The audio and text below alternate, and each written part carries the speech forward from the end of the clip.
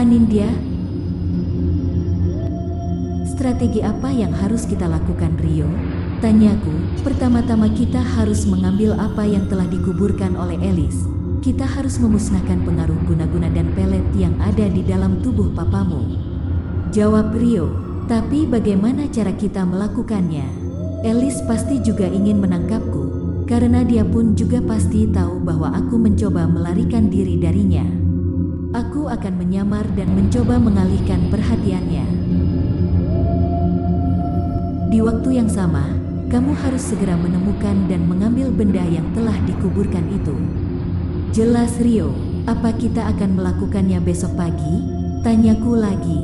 Sepertinya tidak bisa besok, karena Anindya besok akan kemari. Maaf ya, ujar Rio. Oh, tunanganmu akan datang ke sini? Iya, Flo. Entah kenapa, hatiku terasa sakit. Aku merasa Rio sudah tak peduli lagi denganku. Akhirnya, aku putuskan untuk menyudahi obrolan kami, dengan alasan aku sudah merasa sangat mengantuk. Flo, kau menyukai Rio ya? Mahia seakan mengerti apa yang tengah aku rasakan saat ini. Tidak, kenapa kamu bertanya begitu? Terlihat sekali jika kamu merasa cemburu. Ledek Mahia.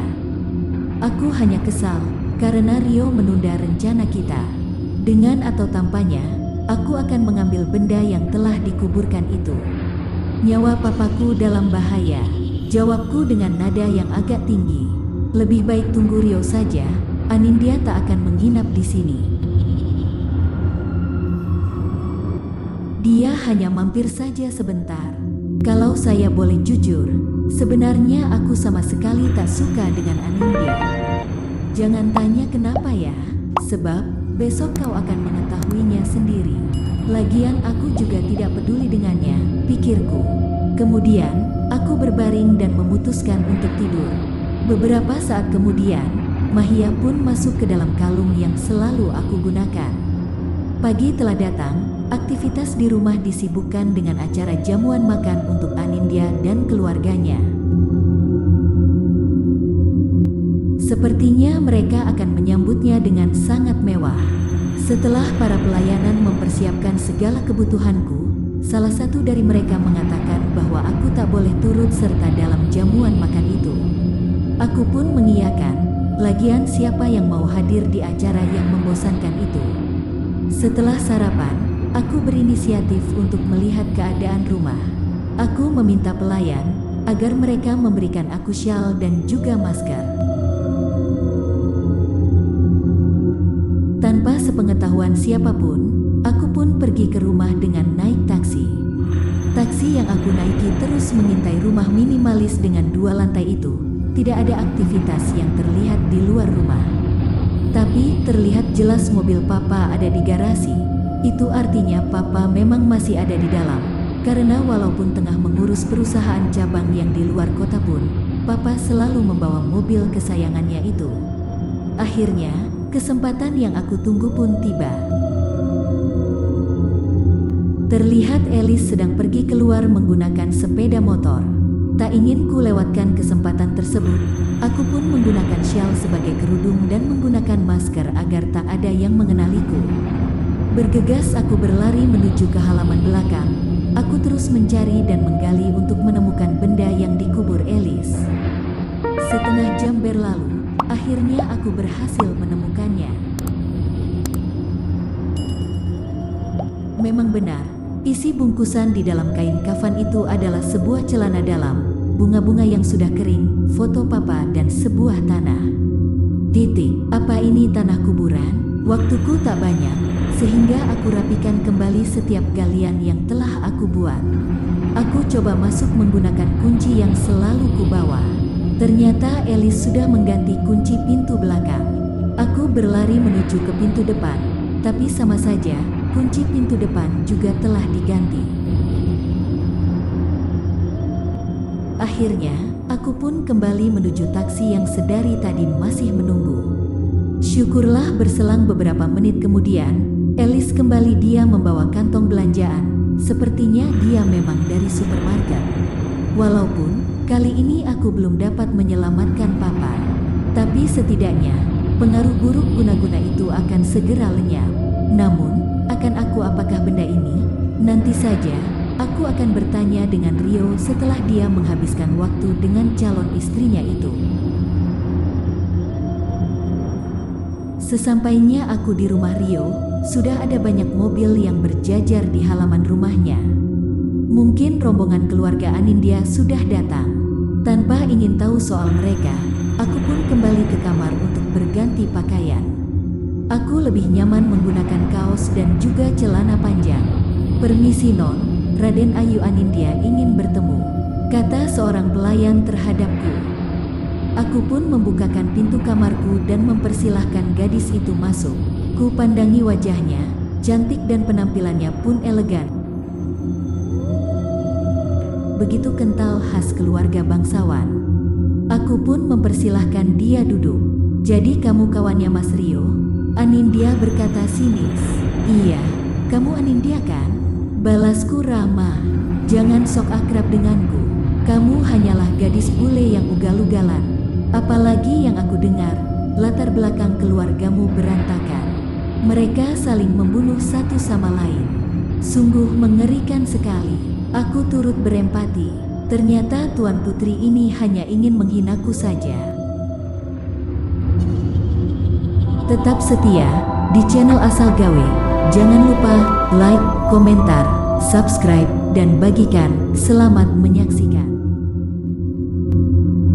Tapi, aku harus tetap sabar. Aku sadar, apa posisiku saat ini, yang tidak lebih dari seorang tamu yang numpang hidup sementara waktu. Lihat penampilanmu seperti gadis berandalan.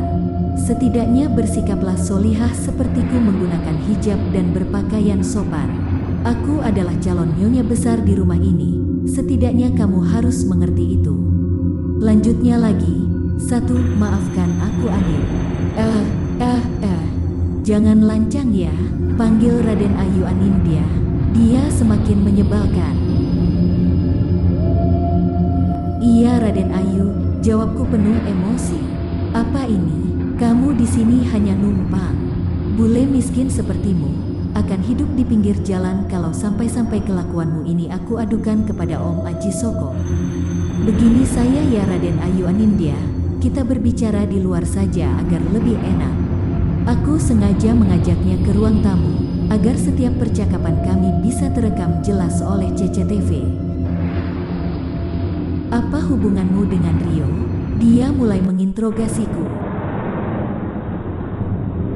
Dari sini, aku baru mengetahui ternyata dia cemburu dengan kehadiranku. Kami hanya berteman, tidak lebih. "Jangan pikir aku ini bodoh ya. Kau pasti berniat jadi pelakor. Kamu pasti memanfaatkan kebaikan Rio untuk membantumu. Bukannya itu adalah ajaran keluargamu? Tak usah menyangkal, aku sudah tahu semuanya, bahwa kau ini anak dari istri kedua. Anak seorang pelakor, yang nantinya pasti akan jadi pelakor juga. Jaga ucapanmu ya." Aku menunjuk ke arah wajahnya. Pelak-pelak, Anindya menamparku keras. "Jangan berani-beraninya padaku, aku bangsawan, kau hanya sampah. Jangan berani lagi kamu menunjuk muka ayuku ini seperti itu." Setelah mengatakannya, Anindya pun berlalu pergi. Dengan rasa kesal dan marah, aku kembali ke kamarku. Banyak-banyak aku ucapkan istighfar. Namun, tak lama kemudian, ada orang yang mengetuk pintuku dengan keras. "Ada apa Om?"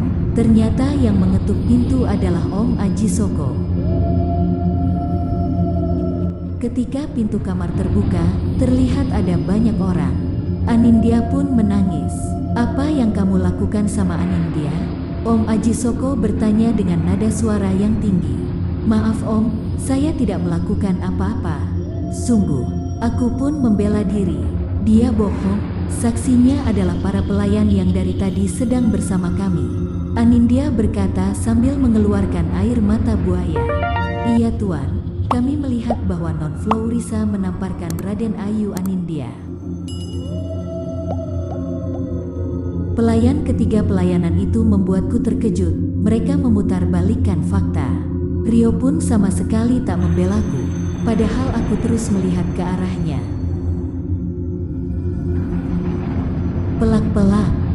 keras mendarat di wajahku lagi. Bagaimana rasanya ditampar? Kali ini yang menamparkan dan yang berbicara adalah Ibunda Rio. Terima kasih atas pelayanan kalian selama ini. Maaf jika kehadiran saya menimbulkan banyak masalah. Saya akan mengingat bahwa keluarga kalian yang menolong saya dalam kesusahan. Saya akan pergi dari sini, tapi tanpa mengurangi rasa hormat sedikit pun kepada kalian. Tolong jangan nodai darah bangsawan yang kalian miliki. Setidaknya cari tahu buktinya sebelum menyalahkan orang lain. Saya permisi. Setelah mengatakannya, aku melangkahkan kaki untuk pergi. Kubawa tas ransel milikku. Mereka hanya memandangiku berlalu pergi. Cuaca begitu terik, aku begitu kehausan. Siang ini, aku tak punya arah tujuan. Memanggil Mahia pun tak mungkin, karena dia hanya baru akan muncul kala petang menjelang. Dengan beberapa lembar uang yang aku miliki, aku berhenti sejenak untuk membeli minum. Aku baru ingat bahwa ponselku yang selama ini tak berani kuhidupkan karena takut Elis melacak kejadiannya. Aku putuskan untuk menjual ponsel itu. Akhirnya, aku punya modal untuk melakukan perjalanan. Ketika azan zuhur berkumandang, aku putuskan untuk pergi ke masjid untuk menunaikan sholat.